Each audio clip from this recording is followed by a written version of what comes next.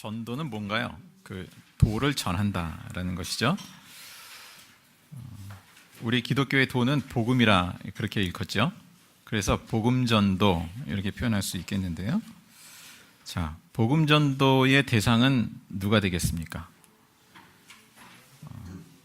1차적으로는 우리 자신이다. 복음을 들어야 할 대상은 다른 사람이 전에 우리 자신이다. 이렇게 여겨집니다. 그런 의미에서 이 시간 우리 청소년들 포함해서 우리 복음을 다시 한번 듣는 그러한 시간이 될 수 있기를 바랍니다. 저 역시 그 젊은 시절을 돌이켜볼 때 복음을 좀 더 깊이 깨달았다면, 지금도 과정입니다만 복음을 좀 더 바로 깨달았다면 훨씬 좋았을 텐데 라는 아쉬움이 있습니다. 근데 그때 이 젊은 시절에는 일단은 관심이 없었어요. 돌이켜볼 때. 그러니까 내가 그것을 관심 가져야 한다는 것 자체를 몰랐어요. 비로소 나중에서 이제 이것을 진작에 알았더라면 라는 마음을 갖게 되는 거지, 그때 당시에는 내가 이것을 알아야 된다는 것 자체를 몰랐고, 복음에 대한 그 더 깊은 이해를 향한 그 관심 자체가 너무 적었다라는 것입니다. 자, 이 관심이 없는 데는 약이 없습니다. 그러니까 우리가 좀 더 관심을 가지고 갈망을 가지고 그 예수 그리스도의 그 복음, 이 성경에서 말하는 복음이 무엇인지를 잘 우리가 좀 알고자 하는 그 마음이 필요하겠습니다. 자, 일단 복음이다라고 하면 이 복음은 한마디로 뭐라고 정의할 수 있을까, 표현할 수 있을까? 성경을 통해서 볼 때 여러분은 어떻게 생각하시나요? 어떻게 이해하고 계십니까? 복음은 뭐다? 무슨 복음이다? 뭐라고 표현할 수 있을까요? 물론 여러 가지로 표현할 수 있습니다. 자, 일단은 성경 전체의 맥락에서 볼 때 복음은 하나님 나라입니다. 하나님 나라의 복음입니다. 자, 하나님 나라를 기억해 주십시오. 하나님 나라의 복음입니다. 자, 하나님 나라라는 의미가 뭘까요? 이건 어떤 영토 개념이 아닙니다. 그 이전에 영토도 물론 포함될 수 있겠습니다만 그 이전에 하나님이 통치하신다, 하나님이 다스리신다, 하나님이 구원하신다, 이 의미를 가지고 있는 것이죠. 자, 이제 하나님이 통치하신다라는 그 사실이 우리에게는 기쁜 소식, 복음이 되는 것이죠. 우리가 뭔가에 억눌려 있고 뭔가에 매여 있는 상태에서 이제는 하나님의 나라가 임한다라는 것은 하나님께서 구원하신다라는 거죠. 하나님이 다스리신다라는 것이죠. 그래서 우리를 자유롭게 하신다. 자, 하나님 나라의 복음입니다. 그리고 이제 구약 성경에 특히 이제 예언서, 이사야서 등등에 보면 그런 선포가 있어요. 하나님이 통치하신다. 너희 하나님께서 통치하신다. 이런 표현들이 나옵니다. 자, 그리고 신약에서도 보면 예수님이 첫 선포가 무엇입니까? 하나님 나라가 가까이 왔으니 회개하고 복음을 믿으라. 자, 예수님이 선포하신 내용도 하나님 나라의 복음입니다.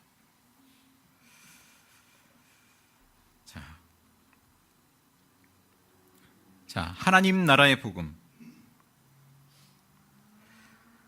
하나님께서 예수님이 말씀하신 대로 하나님의 다스림이 이제 곧 임한다. 그때가 문 앞에 왔다. 그렇게 이제 표현을 하시는데, 예수님이 표현하신 것은 그 예수님에게서 드러나는 그 하나님 나라를 말씀하고 계시는 것이죠. 자, 그래서 우리가 그 하나님 나라가 임할 때 우리가 하나님을 주님으로 그렇게 받아들이고 하나님의 다스림 아래 참여할 때, 그때 그것을 믿음이다 이렇게 읽게 되는 것이죠. 우리가 하나님 나라를 받아들일 때 그때 구원이 임했다라고 표현합니다. 우리가 하나님의 통치 안에 살아가는 그 삶 자체가 구원인 것이죠. 자, 그래서 우리가 하나님을 믿는다라고 표현할 때 그 믿는다는 것은 그 하나님의 다스림을 제가 받아들이겠습니다. 이런 의미가 되겠습니다. 단지 교리를 믿는 게 아니라 하나님의 다스림을 받아들이겠습니다. 자, 창세기를 한번 볼까요? 이제 떠올려 보죠. 그냥 찾아보진 않겠습니다. 그 선악과의 이야기를 아시죠? 하나님이 그 모든 열매를 먹되 그 선악과는 따먹지 말아라. 그렇게 단서를 다셨습니다. 그 의미가 뭐겠습니까? 뭐 과일을 따먹고 안 먹고 단지 그 얘기겠습니까? 무슨 의미일까요? 그러니까 하나님의 주권을 인정하는 삶을 살아라. 그 의미죠. 그 하나님의 주권, 하나님의 주인 되심, 주님 되심, 그것을 인정하고 살아라. 그 의미가 되겠습니다. 그런데 아담의 선택은 어떠했나요? 아담은 이쪽도 저쪽도 다 선택할 자유가 주어졌어요. 그런데 아담은 하나님의 주권을 인정하지 않는 선택을 합니다. 난 이것도 구속이야. 난 더 자유로워지고 싶어. 이렇게 생각했는지 몰라도 그런 선택을 했어요. 그리고 선악 판단의 기준, 선악과라고 했는데 선악 판단의 기준이 이젠 하나님이 아니에요. 나 내지는 내 안에 작동하는 다른 것이 되어버렸어요. 자, 하나님의 주권을 인정하지 않는 삶을 선택합니다. 자, 그 선택은 자유를 향한 선택이 결과적으로는 아니었어요. 결국은 죄의 종로를 타는 그 선택을 아담은 하고 말았습니다. 자, 이 이야기는 첫사람 아담의 이야기일 뿐만 아니라 우리 자신의 이야기죠. 우리 역시 그 선악과를 따먹느냐 따먹지 않느냐, 하나님의 주권을 인정하느냐 인정하지 않느냐, 그 선택의 갈림길에 선택할 수 있습니다. 우리는 내 임의대로 살 수도 있고요, 하나님의 주권을 인정하고 하나님의 뜻을 따라서 사는 삶을 선택할 수도 있어요. 내 삶의 주인이 누구냐, 누구를 내 삶의 주인으로 여길 것이냐, 그 선택 앞에 우리가 있습니다. 그런데 하나님께서는 우리에게 하나님의 나라, 하나님의 다스림을 선택하라. 그게 내게 복이다 라고 말씀하시는 것이죠. 하나님의 그 다스림, 하나님의 통치를 따라 사는 삶이 복음인 것이, 기쁜 소식인 것이죠. 자, 창세기를 넘어가서 출애굽기를 가보죠. 출애굽기에 이제 시내산에서 10계명을 주십니다. 10계명의 첫 계명은 무엇입니까? 너는 나 외에 다른 신을 섬기지 말아라. 그 말씀을 하시죠. 자, 거기서 다른 신은 뭘까요? 뭐 다른 종교의 신? 뭐 그것도 포함됩니다만 나 외에 내 앞에 다른 신을 섬기지 마라, 두지 마라. 사실 우리가 하나님 믿는다 하면서 다른 종교를 또 이렇게 다른 신을 섬기는 거, 그건 귀찮은 일이에요. 어찌 보면 뭐 그런 것도 포함될 수 있지만 사실은 하나님 외에 내 삶의 주인 노릇하는, 내 삶을 좌지우지하는 그 어떤 것을 두지 말라는 것이죠. 자, 이스라엘 백성들은 살아가면서 많은 영향을 받습니다. 그 가나안 땅, 그 주변 나라들, 또 특히 강대국들, 출애굽 과정에는 어떻습니까? 애굽으로 다시 돌아가자, 이런 이야기를 하기도 합니다. 원망과 불평 가운데 그 바로의 체제, 바로의 질서 가운데 익숙해져 살아왔어요. 바로의 종으로 살아오는데 익숙해 왔어요. 그 체제, 그 삶으로 다시 돌아가자, 그런 선택을 하려고 합니다. 자, 나 외에 다른 신을 섬기는 거죠, 이런 게. 자, 또 살아가면서 그 이스라엘 백성들이 늘 강대국의 눈치를 봅니다. 애굽, 바벨론, 아시리아, 로마. 이스라엘 백성들에게 있어서 하나님은 하나님이 아니라 강대국들이었어요. 시시때때로 강대국이 이스라엘의 주인 노릇을 합니다. 그 마음에. 자, 우리는 어떻습니까? 우리는 하나님 외에 어떤 신을 붙들고 의존하고 살아가고 있습니까? 어떤 영향을 더 크게 받으면서 살아가고 있습니까? 그러면 그것이 내게 있어서는 다른 신인 것이죠. 자, 이사야 선지자는 이제 그러한 이제 이스라엘 백성들이 결국 강대국에 의해서 포로 생활하고 바벨론 포로로 끌려가고 이제 그런 종살이를 얼마간 한 다음에 그 다음에 하나님의 그 메시지를 받아서 전합니다. 무슨 말씀? 너희의 하나님께서 통치하신다. 그 말씀을 전하죠. 너희 하나님께서 통치하신다. 그러니까 바벨론의 신이 아니라 너희의 하나님이 통치하신다. 그리고 구원하신다. 하면서 다시금 이스라엘 백성들이 돌아오게 될 그러한 것을 예언합니다. 자, 오늘 본문으로 이제 가보겠습니다. 오늘 본문의 로마서에서 바울은 이 복음을 무엇이라고 소개하고 있는가? 우리가 먼저 복음을 하나님 나라의 복음이라고 이제 성경 전체의 맥락에서 그렇게 이야기했습니다. 근데 사도 바울이 전하는 복음의 내용은 예수 그리스도의 복음입니다. 자, 하나님 나라의 복음을 양파 껍질처럼 한꺼풀 벗기면 예수 그리스도의 복음이 나옵니다. 왜냐하면 왜 그렇게 했습니까? 예수 그리스도를 통해서 하나님 나라가 도래하기 때문에. 자, 2절을 보십시오. 로마서 1장 2절. 이 복음은 하나님께서 예언자들을 통하여 성경에 미리 약속하신 것이라고 전하고 있습니다. 자, 예언자들을 통하여서 성경에 미리 약속하신 복음. 구약 성경에 있는 그 복음을 지금 이야기하고 있어요. 하나님 나라의 복음이죠.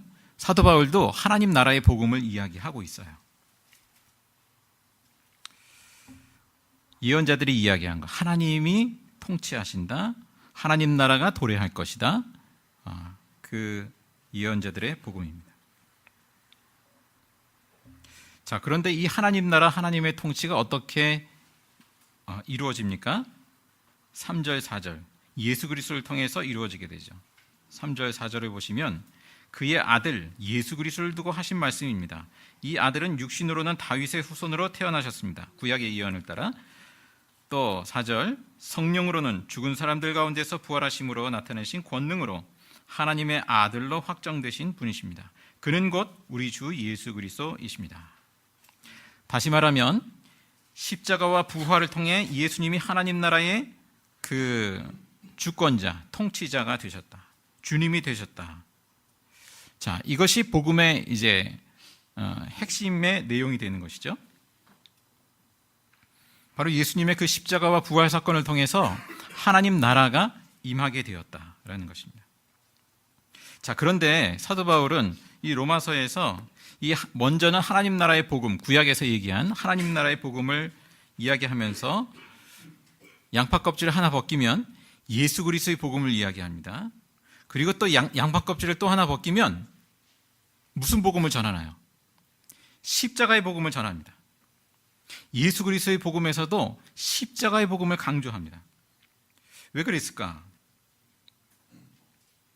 왜 십자가의 복음을 강조할까? 십자가를 통해서 하나님의 죄 사함과 그 구원이 임하였기 때문에 당연히 그러하기도 합니다만, 자,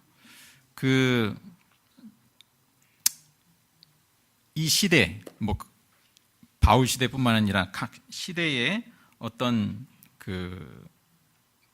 각 시대마다 작동하는 질서가 있죠. 문화가 있죠. 그것과 구별되는 그 하나님 나라의 특징을 아주 단적으로 보여주는 것이 바로 십자가의 복음이라 하겠습니다. 자, 예수님의 십자가는 뭡니까? 사형틀이죠. 처참한 사형틀입니다. 그때 당시 시대에 십자가형을 당한다라는 것은 저주입니다. 부끄러운 것이죠. 그리고 유대인들에게도 그것은 거리낌의 상징입니다. 자, 그런데 오늘 로마서 1장 16절을 가보시면 사도 바울이 뭐라고 표현하나요? 나는 복음을 부끄러워하지 않는다라고 표현합니다. 여기서 복음을 부끄러워하지 않는다라는 데는 그런 십자가에 대한 배경이 있는 것이죠. 십자가는 부끄러운 거거든요. 수치스러운 거거든요. 절망적인 것이거든요. 그때 당시 문화로서는. 그런데 나는 복음을 부끄러워하지 않습니다. 왜 그렇습니까? 16절 복음은 유대 사람을 비롯하여 그리스 사람에 이르기까지 모든 믿는 사람을 구원하는 하나님의 능력이기 때문입니다. 자, 예수님의 그 십자가에서 역설적으로 하나님의 구원의 능력이 나타났습니다. 자, 17절 하나님의 의가 복음 속에 나타났다. 하나님의 의가 복음 속에 계시되었다라는 사실입니다. 요컨대 복음 속에, 십자가의 복음 속에 하나님의 의가 나타났는데 그 일은 오로지 뭐에 근거한다고요? 믿음에 근거한다. 믿음에 근거하여서 일어난다. 이게 좀 금방 이해하기 좀 어려운 부분이 있습니다. 자, 여기서 믿음은 누구의 믿음일까를 생각해 보십시오. 예수님의 그 십자가를 통한 그 죄사함과 구원, 바로 그렇게 임하는 그 하나님의 나라, 그 하나님 나라가 임하는 사건이 믿음을 통해서 일어난다. 이 믿음은 누구의 믿음일까? 첫째는 예수님의 믿음이다. 이 믿음이란 단어는 신실함으로도 번역이 됩니다. 달리 말하면 예수님의 신실함을 통해서 이루어진다.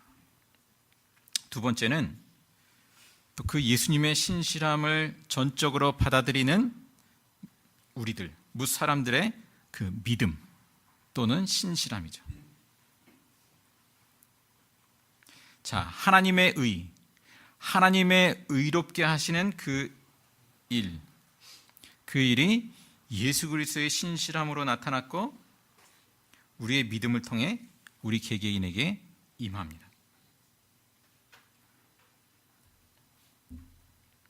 그래서 거기 각주에 보시면, 성경에 아마 각주를 보시면 믿음으로부터 믿음에 이른다, 그런 표현이 있죠. 예수님의 그 신실함으로부터 시작되어서 우리의 그 믿음으로, 그 믿음을 통해서 하나님의 구원이, 하나님의 의롭게 하심이 우리 가운데 임한다. 우리에게 현실이 된다. 그 말씀입니다. 자, 그러면 다 좋은데 예수님을 통해 의롭게 하시는 일이 왜 필요한 것인가? 자, 내가 건진받을 이유가 없는데 하나님이 막 건져주시겠다고 하고 의롭게 하시겠다고 하고 하면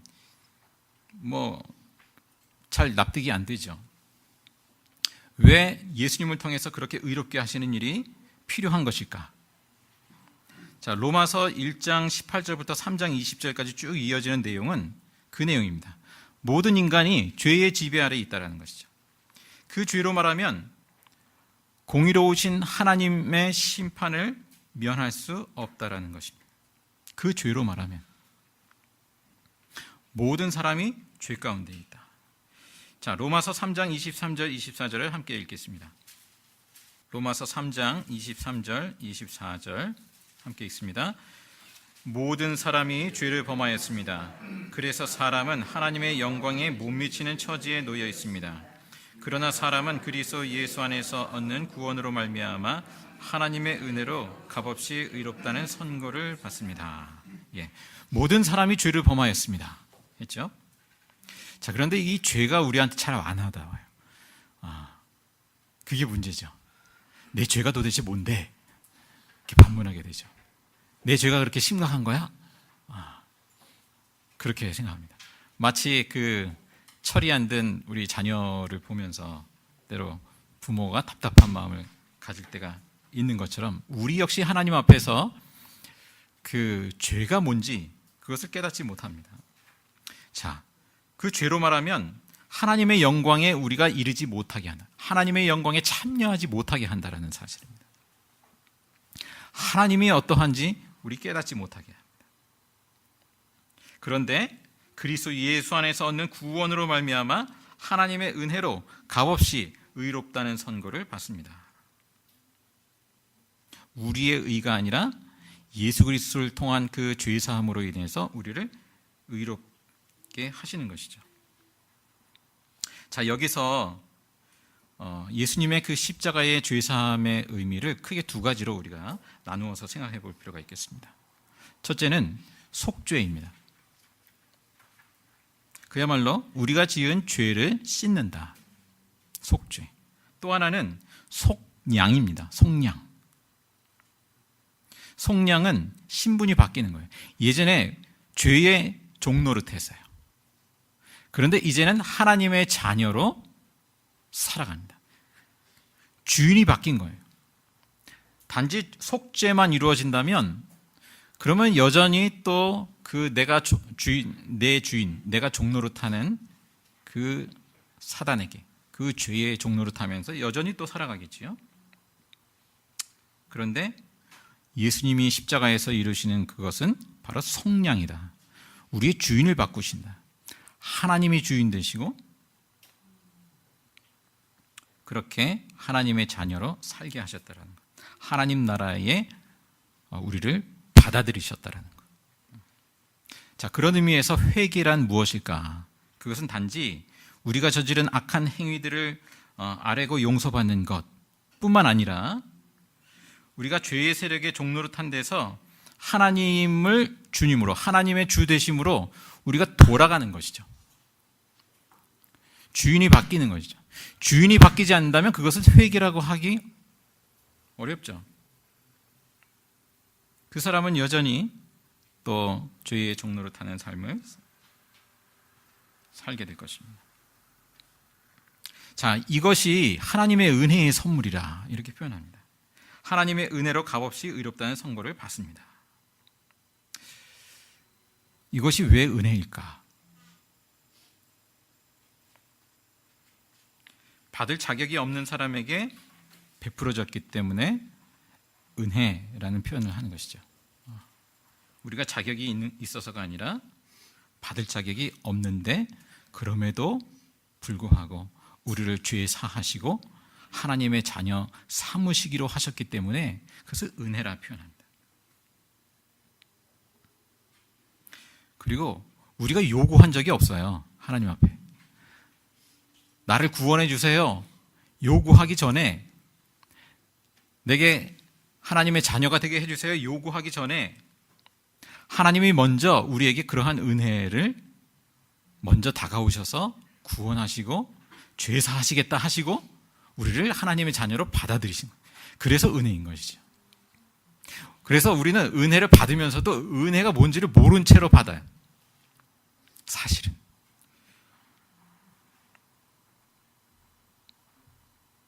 자, 그 하나님의 은혜의 선물, 죄 사함과 그 구원의 선물을 우리는 무엇으로 받습니까? 믿음으로 받죠. 믿음으로 받습니다. 자, 어떤 믿음인가? 이 믿음에 대해서도 한번 생각해 보십시오. 자, 믿음은 하나님의 다스림을 받아들이는 거죠. 하나님 나라의 복음이라고 할 때 믿음은 단지 예수님이 십자가에 죽으셨고 부활하셨어요. 그 사실을 믿어요. 이게 믿음이 아니고요. 물론 그 믿음에 이르려면 그러한 하나님이 하신 일을 받아들이는 게 필요한데 단지 그것만을 가지고 믿음이라고 표현하지 않습니다. 바로 그렇게 우리에게 다가오신 그 하나님의 나라, 하나님의 통치를 제가 전적으로 받아들입니다. 하나님의 주권을 인정합니다. 주님, 다스려 주세요. 이게 믿음이 아닙니까? 만약 우리가 예수님의 십자가와 부활을 믿어요. 그러나 제 삶은 제 영역이에요. 제가 임의대로 살겠습니다 라는 태도와 마음으로 살아간다면 그것은 하나님을 믿는 것이 아니죠. 자, 하나님을 믿는다는 것, 예수를 믿는다는 것은 예수님을 주님으로 인정하고 그 다스림을 받아들이는 거구나. 자, 그런 의미에서 우리는 예수를 믿고 있습니까? 아니면 예수님에 대한 교리를 믿고 있습니까? 자, 참된 의미에서 우리가 예수 그리스도를 믿고 있는가? 물론 우리가 여전히 죄에 넘어지고 실수도 하고 그러하지만 정말 우리가 예수 그리스도를 믿는다면 예수님을 주님으로 다스림 받기를 계속해서 구하고 다시금 그 자리로 돌아갈 것입니다. 자, 우리가 이제 예수 믿고 구원 받았다 이렇게 표현합니다. 예수 믿고 구원 받았다. 구원 받았다는 말은 구원이 완성되었다는 말은 아니죠. 구원의 과정이 이제 시작되었다. 완성은 아직 아닙니다. 자, 출애굽의 과정을 떠올려 보면 쉽게 우리가 이해할 수 있으리라고 생각이 됩니다. 이스라엘 백성들이 애굽의 종로를 타는 데서 나왔어요. 해방됐습니다. 구원을 받은 것이죠. 그러나 그것은 구원의 완성이 아니에요. 가나안 땅에 아직 당도하지 않았어요. 광야의 길을 갑니다. 그 광야의 길 가운데는 두 가지 선택이 여전히 있습니다.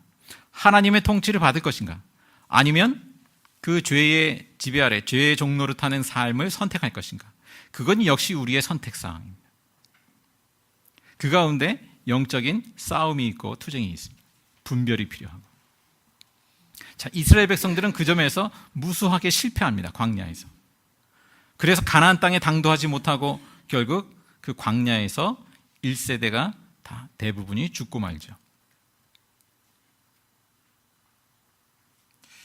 자, 우리는 지금 그런 면에서 우리가 예수 그리스도를 믿는다라고 한다면 어떤 죄의 종로를 타는 애굽에서 이제 해방돼서 나왔는데 지금 광야의 길을 가고 있는 셈이죠.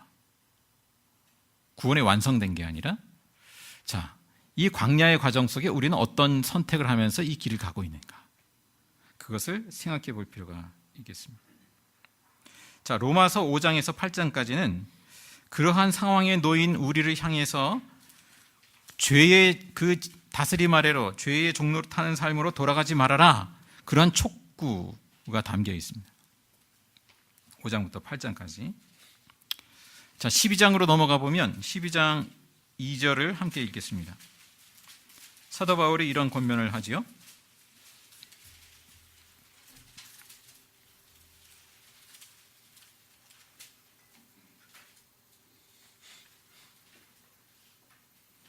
(12장 2절) 함께 읽습니다. 여러분은 이 시대의 풍조를 본받지 말고 마음을 새롭게 함으로 변화를 받아서 하나님의 선하시고 기뻐하시고 완전하신 뜻이 무엇인지를 분별하도록 하십시오. 예. 이 시대의 풍조를 본받지 말고, 자, 이 시대의 풍조라는 것은 죄의 종로를 타는 시대의 풍조를 의미한다라고 하겠습니다. 그것을 본받지 말고 마음을 새롭게 함으로 변화를 받아서 하나님의 뜻을 분별하고 그 뜻을 따르십시오. 자, 우리가 이 시대의 풍조에 물들어 있으면 물들어 있을수록 이 신앙의 과정, 그 하나님의 뜻을 따르는 그 과정은 더 힘들 것이라 생각이 됩니다. 이를테면 그 이제 소년원에 드나드는 아이들을 이렇게 돌보는 분들의 이야기가 그러해요. 어려서부터 어떤 사랑을 받아본 경험이 없고, 정상적인 그 관계를 제대로 경험해 보질 못하다 보니까 사랑을 할 줄을 모른다는 거예요. 그리고 정상적인 관계를 커서도 잘 할 줄 모른다는 거죠. 뭐가 잘못된 것인지 뭐가 옳은 것인지를 분별하는 분별력이 현저히 떨어진다는 것입니다. 경험해 보지 못했기 때문에. 자, 뭐 그들은 그들대로, 또 우리도 마찬가지죠. 우리가 하나님의 사랑, 하나님의 온전함을 경험해 보지 못하면 못할수록 우리는 그러한 분별력을 상대적으로 잃어버리고 그만큼 이 시대의 풍조를 따라서 살아가게 되리라고 여겨집니다. 자, 어릴 때는 어떻습니까? 어릴 때는 그 부모의 영향이 굉장히 강하죠. 그죠? 청소년기에는 누구의 영향이 강한가요? 친구. 그리고 그때 당시 그 세대에 유행하는 어떤 아이돌을 비롯해서 그런 문화들이 또 굉장한 영향을 미치죠. 그러니까 아직 그 주권, 하나님의 다스림을 온전히 따르는 그러한 준비가 아직은 되어 있지 않은 모습이랄까요? 친구 따라서 하고 이 시대의 문화를 따라서 그냥 하는 거예요. 어른이 돼서도 마찬가지 아닙니까? 우리가 선택하고 우리가 꿈꾸고 우리가 행하고자 하는 그 많은 삶의 방식들을 가만히 들여다보면 사실은 다른 사람들이 다 그렇게 살아가기 때문에 나도 그런 선택을 하는 거죠. 정말 그것을 분별하면서 이거는 하나님의 뜻과는 다르구나. 하나님의 뜻은 다른 데 있구나. 이것을 분별한다면 우리 삶의 선택의 많은 부분들이 달라지리라고 여겨집니다. 자, 우리가 내 스스로 선택한다라고 하지만 그 선택의 많은 부분들은 이 시대의 풍조를 따르는 것이 꽤나 많다. 자, 우리가 예수 그리스도를 영접하고 예수님의 뜻과 점점 하나 되어 갈수록 이렇게 주님을 따르는 그 신앙의 여정이 더 자유롭게 되리라. 만약 우리의 삶이 현저하게 그 예수님의 뜻과 먼 상태에 있다면 신앙의 여정이 되게 부담스러울 것이다. 되게 불편할 것이다. 이게 무슨 자유도 아니고 구속처럼 신앙생활을 한다는 것이 구속처럼 여겨지고 불편하고 얽매는 것 같고 그러면 한번 생각해 볼 필요가 있겠습니다. 내가 이 시대의 풍조에 굉장히 물들어 있나 보다. 그럴 수 있겠구나.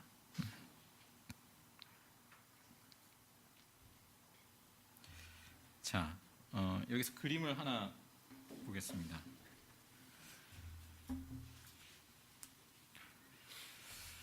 자, 예전에 보신 적이 있으신가요? 그 전도 소책자의 그 사형리라는 소책자의 이런 비슷한 그림이 있는데 거기에서 조금 더 그 업그레이드 버전이라고 해야 될까요? 자, 죄의 지배 아래에 있는 사람. 나는 내 뜻대로 살 거야 라고 하지만 사실은 그 내게 나를 지배하는 그 죄의 지배 아래 살아가는 그 사람의 모습이 있는 것이죠. 이 사도 바울의 표현을 빌면 이 시대의 풍조를 따라서 살아가는 나. 자, 오른쪽에 있는 것은 무엇입니까? 예수 그리스도가 나의 주인인 사람. 자, 왼쪽 그림은 십자가. 예수님이 바깥에 있어요. 하나님이 바깥에 있어요. 하나님의 뜻을 고려하지 않아요. 그냥 내가 임의로 선택하고 살아가요. 오른쪽은 이제 내가 의자의 중심에 있긴 한데 내 중심에 예수님이 계세요. 예수님이 나를 다스리세요. 사도 바울이 갈라디아서 2장 20절에 고백하듯이 내가 그리스도와 함께 십자가에 못 박혔나니 이제는 내가 산 것이 아니요 내 안에 그리스도께서 사신 것이라. 그것을 그림으로 표현했다라고 보면 되겠습니다. 왼쪽의 그림은 무질서합니다. 그걸 이제 점점으로 표현했는데 오른쪽에는 이제 내 안에 계신 예수 그리스도로 인하여서 질서 잡힌 그러한 삶을 표현해주고 있습니다. 자, 우리는 이 둘 사이에 왔다 갔다 하기도 하고 또 온전한 그 예수 그리스도가 나의 주인이 된 그 사람을 향해서 나아가는 과정, 그게 신앙의 과정이죠. 자, 우리는 어느 상태에 지금 있을까? 어쩌면 또 그림 중에는 저 십자가를 그 원 안에 있는데 가장자리에 배치해서 그려 놓은 그림도 있습니다. 자, 내가 예수님을 믿는다 하고 영접했다고 하지만 여전히 예수님은 문지방에 있는 거예요. 여전히 내 삶의 영역을 내가 다스리고 사실상은 죄의 지배 아래서 살아갑니다. 여전히 예수님을 영접했다 하지만 예수님은 문지방에 있습니다. 아니면 어디 건넌방에 있습니다. 예수님을 부르지 않아요. 예수님을 따르지 않아요. 거기에는 성령의 역사가 없죠, 당연히.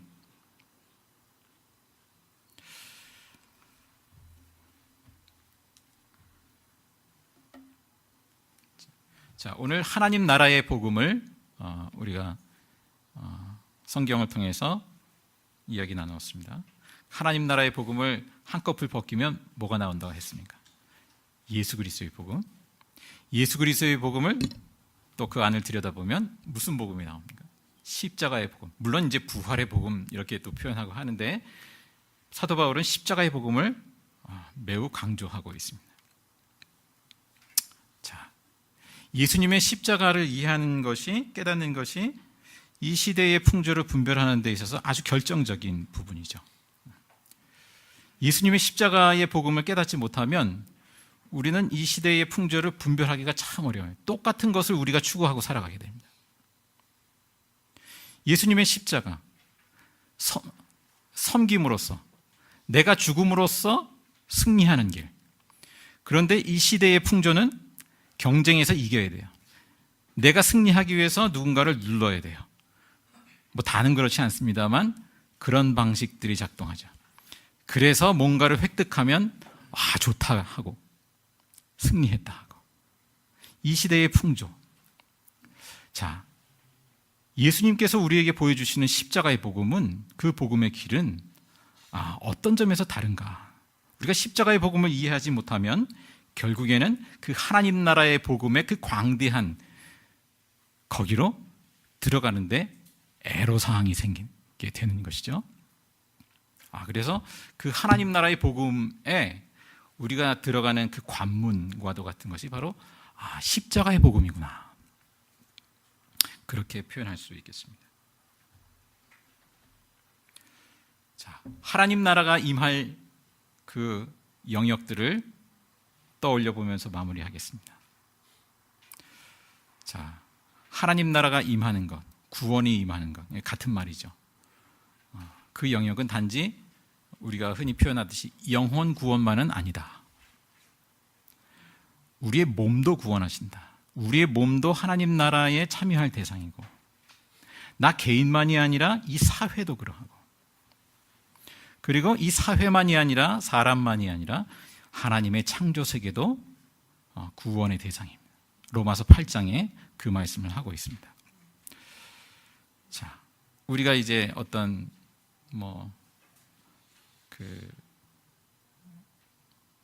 뭡니까? 우리가 요즘 이슈가 되는 대로 그 환경을 생각하고 하는 그 모든 것들도 우리가 하나님 나라의 관점에서 이해할 필요가 있겠다. 우리가 내 개인적인 구원의 영역만 생각한다면 세상은 어떻게 돌아가는지 우리가 관심을 안 갖게 되리라고 생각이 됩니다. 그러나 하나님 나라의 복음은 우리의 모든 삶의 영역들을 다 하나님이 다스리시는 영역으로 바꿔가게 하시는구나. 그렇게 우리를 초대하시는 것이구나. 정치, 경제, 문화, 사회, 교육 등등.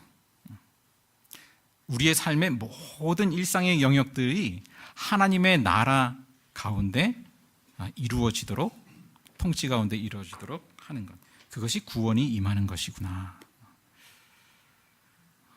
자, 그런 의미에서 하나님께서는 우리에게 촉구하십니다. 주 예수를 믿으라. 영접하라.